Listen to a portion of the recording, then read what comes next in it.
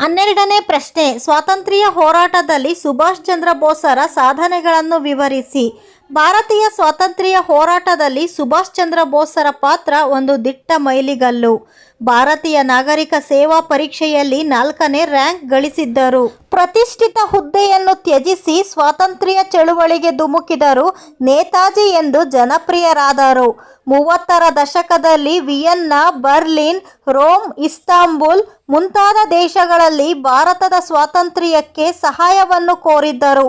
1934ರಲ್ಲಿ ಜವಾಹರಲಾಲ್ ನೆಹರು ಮತ್ತು ಸುಭಾಷ್ ಚಂದ್ರ ಬೋಸರು ಕಾಂಗ್ರೆಸ್ ಸಮಾಜವಾದಿ ಪಕ್ಷವನ್ನು ಸ್ಥಾಪಿಸಿದರು. ಭಾರತೀಯ ರಾಷ್ಟ್ರೀಯ ಕಾಂಗ್ರೆಸ್ನ ಹರಿಪುರ ಅಧಿವೇಶನದಲ್ಲಿ ಗಾಂಧೀಜಿ ಬೆಂಬಲದೊಂದಿಗೆ ಅಧ್ಯಕ್ಷರಾದರು. 1938ರಲ್ಲಿ ಕಾಂಗ್ರೆಸ್ನ ತ್ರಿಪುರ ಅಧಿವೇಶನದಲ್ಲಿ ಸುಭಾಷ್ ಚಂದ್ರ ಬೋಸರು ಕಾಂಗ್ರೆಸ್ನ ಅಧ್ಯಕ್ಷರಾಗಿ ಆಯ್ಕೆಯಾದರು.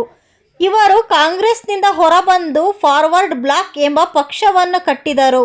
ಬ್ರಿಟಿಷರ ಯುದ್ಧ ತಯಾರಿಯನ್ನು ಹಾಗೂ ಜಾಗತಿಕ ಯುದ್ಧದಲ್ಲಿ ಭಾರತದ ಪಾಲ್ಗೊಳ್ಳುವಿಕೆಯನ್ನು ಇವರು ವಿರೋಧಿಸಿದರು.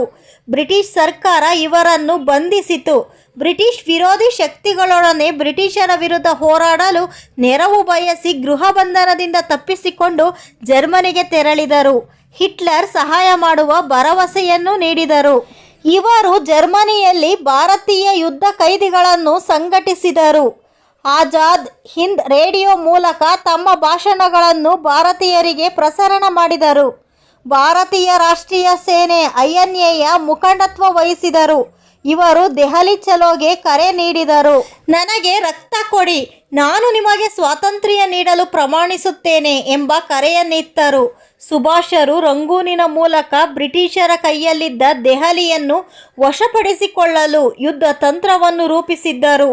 INA ಸೈನಿಕರು ದೆಹಲಿಯನ್ನು ಆಕ್ರಮಿಸಲು ತಯಾರಿ ನಡೆಸಿದ್ದರು.